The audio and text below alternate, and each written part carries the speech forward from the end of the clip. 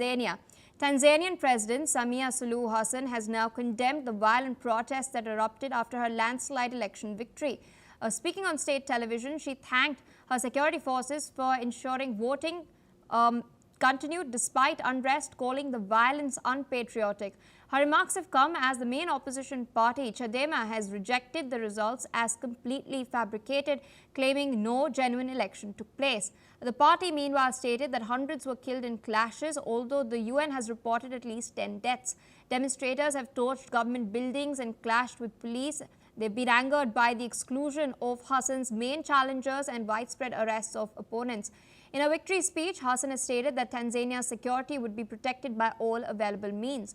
Meanwhile, in Zanzibar, voters have reacted as the ruling CCM party won 74.85% of the vote, securing President Hussein Ali Mwinyi a second term in office. Listen in. Tukubaliani na matokeo kwamba kura azopewa Hussein Mwinyi basi ni kura ambazo kuwa amepewa chama cha upinzani Osman Masudi Osman. Kwa hivyo wamebadilisha matokeo kwa maslahi yao wenyewe, lakini si kwamba kura alizopata Hussein Mwinyi. Kusema la kweli, kwanza najisikia furaha. Kwanza pia ni mwanachama wa Chama cha Mapinduzi, nimefurahi chama changu kushinda kwa asilimia kubwa zaidi. Lakini pia yote hayo yanatokana na Dr. Mwinyi kueleza sera yake safi, pia kufanya mambo mazuri katika nchi yetu, barabara, maskuli, masoko pamoja na mahospitali. Kwa hiyo zile ilani zake alizotekeleza katika Chama cha Mapinduzi ndio kilichofanya leo tuwe na imani ya sisi wananchi kupiga kura tarehe 29 juzi na jana kutangazwa ushindi, na leo tumefurahika. Kusema la ukweli, furaha yangu, nimefurahi sana sana sana sana yaani kushinda Chama cha Mapinduzi. Nimejisikia furaha, tena furaha kubwa sana, kwa sababu tumefanya uchaguzi umekwenda vizuri kwa amani, na mpaka matokeo yametoka kwa amani kabisa, hatuna vurugu, na leo hii basi tuko kwenye furaha kweli kweli. All right, we've heard what some of the CCM supporters and opponents have had to say. Still with us on the broadcast is Ambassador Mahesh Sachdev. I want to bring you in for a quick comment over here. What do you make of the protests that we've seen? We've also seen them, interestingly, not just be concentrated in Dar es Salaam, but taking place across the country and spilling over to Kenya as well. Could this escalate further from here, or could we expect a further crackdown? That's something that remains to be seen. President-elect and incumbent have made a fairly strident statement showing no signs of compromise or climbed down from the claim that she secured a landslide of 98%, which appears a bit unlikely given the widespread opposition. What has not been released is voting percentage. Yes. So we don't even know whether she secured a large majority in absolute numbers of Tanzanian electorate.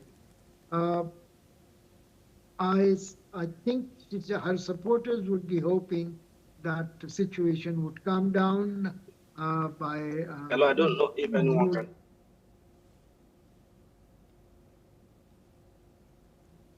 And she would be allowed to continue with her rule. It also remains to be seen whether legislative assembly elections would reflect that kind of 98th percentile victory that her party has secured. Interesting to note that Zanzibar, which is almost entirely Muslim, has voted less in favor of president than the Tanzanian mainland, where Muslims are only 30%. So it does provide some circumstantial evidence that the elections were not fully representative. All right, Ambassador Sajdev, I'd like to thank you for taking out time, sharing your perspective. We also have with us on the broadcast Ayanuga Olugbenga Paul. He's a public affairs analyst joining us from Lagos in Nigeria. Thank you so much for taking out time and speaking to us on NewsX World. Interesting developments coming in from Tanzania as far as the aftermath of the recent elections are concerned. We're seeing President Samia Suluhu Hassan once again coming back to power. The formal numbers that have come out stated that she secured at least 98% of the votes. Meanwhile, the opposition has claimed that the elections were rigged. There were no opposition leaders, major leaders were not allowed to contest as well. How credible are these allegations? Well, if I want to take from experience, there is no democracy in the world, in the entire 192 countries in the world, where any leader, if there is credible democratic election, will win by a landslide of 97.66 votes, which is approximately 98% of the total vote. She won 32 million out of the 33 million total vote casted. It does not happen anywhere in the world. It can only happen where oppositions are, caged, where the wills of the people are not represented. It is impossible for anybody, no matter how popular, even Lin Kuan Yew, when he was president of Singapore, would not claim that he had a landslide of 98% in an election. And the fact that several, apart from the opposition leaders, let's even say the opposition leaders are basically politicking, and therefore, let's assume that they are not saying the truth. But what about international observers? ANC was viewed to be one of the international observers to go into Tanzania to observe the election, but they could not have access due to the shutdown of internet in that nation. And what that tells you is that there is serious crackdown. In the capital alone, it is recorded that about 350 deaths were recorded.